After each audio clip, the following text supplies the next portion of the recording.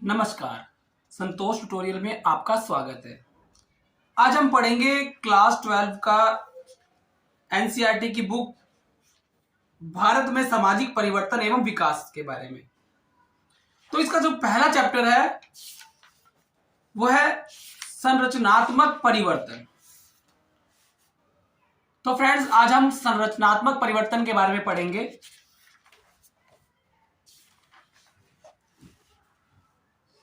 तो फ्रेंड्स, आपको पता होगा कि वर्तमान को समझने के लिए जरूरी है कि उसके अतीत के कुछ पक्षों की भी जानकारी हो। यानी कि अगर हमें अपने आज को समझना है तो हमें अपने अतीत को, बीते समय को भी समझना पड़ेगा। अतीत का यह ज्ञान किसी भी व्यक्ति या समूह या फिर भारत जैसे पूरे देश को जानने के लिए आवश्यक है। भारत का इतिहास काफी समृद्ध एवं विस्तृत इतिहास है। भारत के अतीत की जानकारी प्राचीन एवं मध्यकालीन भारत को जानने से मिलती है। तो कहने का मतलब क्या है, अगर भारत के अतीत को जानना है तो भारत का जो मध्यकालीन समय जो गुजरा और जो प्राचीन समय गुजरा, हमें उसको जानना बहुत जरूरी है। जबकि आधुनिक भारत को समझने के लिए जरूरी है कि भारत के औपनिवेशिक अनुभवों को जाने। तो यहां पर फ्रेंड्स, आपको पता होना चाहिए कि औपनिवेशिक अनुभव का मतलब क्या होता है। तो हम अपने डेली मर्रा की लाइफ में कुछ एक ऐसी घटनाओं को देखते हैं जो हमें लगता है कि ये पहले के समय में नहीं था। जैसे कि आप देखोगे आजकल जो फ्रूट मार्केट्स है या जो फूड मार्केट्स है, जगह जगह स्टॉल्स लगाना, खोमचे वाले, रेडी फेडी वाले, वेंडर्स वाले, ये पहले नहीं थे।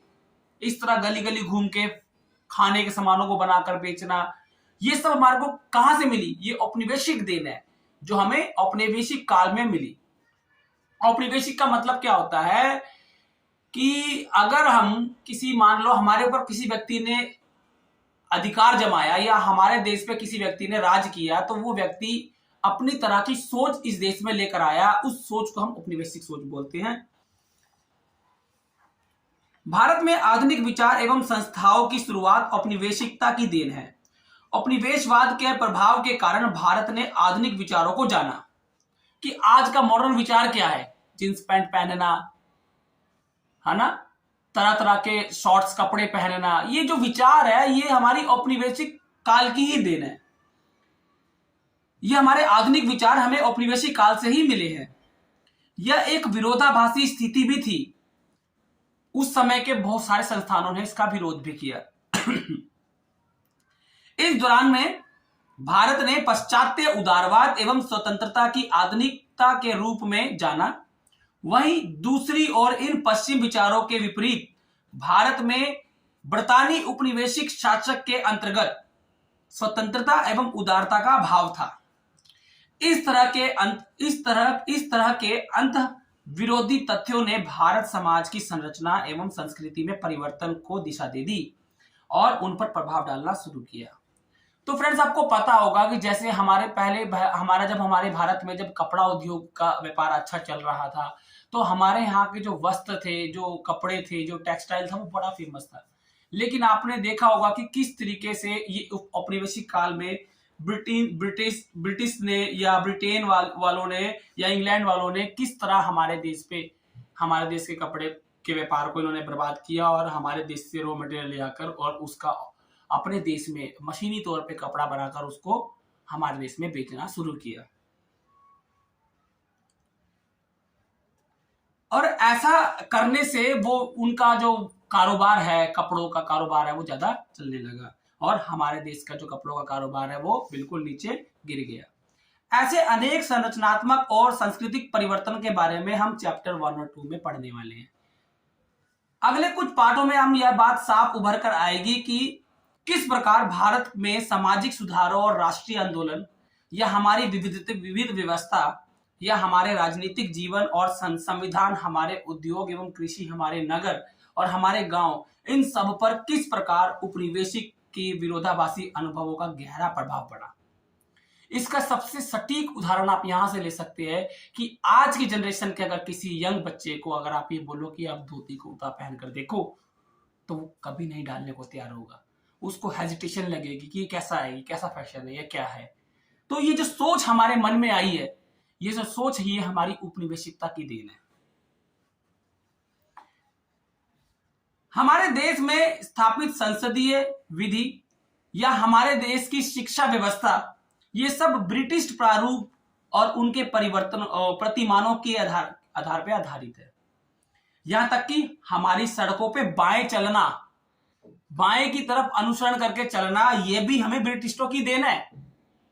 सड़क के किनारे जो रेडी फेडी गाड़ियां पर जो लोग ब्रेड आमलेट कटलेट वगैरह स्ट्रीट फूड का जो सिस्टम चल रहा है, ये सिस्टम भी आमतौर पर हमें उपनिवेशिकता की ही देन है। और तो और एक प्रसिद्ध बिस्कुट निर्माता कंपनी जब अपने ब्रांड को ब्रिटानिया नाम से संबोधन कर रही है, तो ये जो ब्रांड शब्द है, ये भी हमें उपनिवेशिकता की ही देन है। और अनेक स्कूलों में जो नेक टाई की पोशाक वगैरह जो लोग अपने अनिवार्य हिस्सा मानते हैं, ये भी हमें उपनिवेशिकता की ही देन है। कितने भी पश्चात्यता है हमारे दैनिक जीवन में उपयोग में आने वाली इन चीजों में, हम प्राय प्राचीन की प्रशंसा करते रहते हैं, हम पश्चिम की प्रशंसा करते रहते हैं, लेकिन अक्सर विरोध भी करते रहते हैं। ऐसी बात नहीं है कि पश्चिम देशों ने हमें कुछ अच्छी नॉलेज नहीं दी है, हमें बहुत सारी अच्छी ज्ञान भी मिले हैं, लेकिन हमें बहुत सारे ऐसे ज्ञान भी मिले हैं जिनसे हमारे जो कल्चर है, जो हमारे रीति रिवाज है, जो हमारी अपने जो कल्चर रीति रिवाज है, उनसे हमें पीछे रहना पड़ा है। ऐसे बहुत से उदाहरण हमें अपने रोजमर्रा की जिंदगी में देखने को मिलेंगे। इन उदाहरणों से पता चलता है कि ब्रिटिश उपनिवेशवाद अब भी हमारे जीवन पर एक जटिल हिस्सा है। हम अंग्रेजी भाषा का उदाहरण ले सकते हैं, जिसमें बहुआयामी और विरोधाभासी प्रभाव से हम सब परिचित हैं। उपयोग में आने वाली अंग्रेजी मात्र एक भाषा ही नहीं है, बल्कि बहुत से भारतीयों ने अंग्रेजी भाषा में उत्कृष्ट साहित्य की रचना भी करी है। हमारे बहुत से लेखक और नॉवलिस्ट जो अपनी इंग्लिश भाषा में बहुत सारे साहित्यों की उन्होंने रचना भी करी है। अंग्रेजी के ज्ञान के कारण भारत को भूमंडलीकृत अंतरराष्ट्रीय बाजार में एक विशेष स्थान प्राप्त है। इसका सटीक एग्जांपल आप ले सकते हो कि वर्ल्ड के हर देश के कॉल सेंटर आपको इन इंडिया में मिलेंगे, क्योंकि इंडिया जो है वो अंग्रेजी लर्निंग पे अपना ज्यादा फोकस रखता है। और यहाँ के जो बच्चे जो अंग्रेजी सीखते हैं, ये अंग्रेजी की ग्रामेटिकली क्वालिफिकेशन उनसे भी ज्यादा बेटर है। इसीलिए सस्ते वर्कर्स इन इंग्लिश टॉकिंग में हमारे देश से मिलते हैं।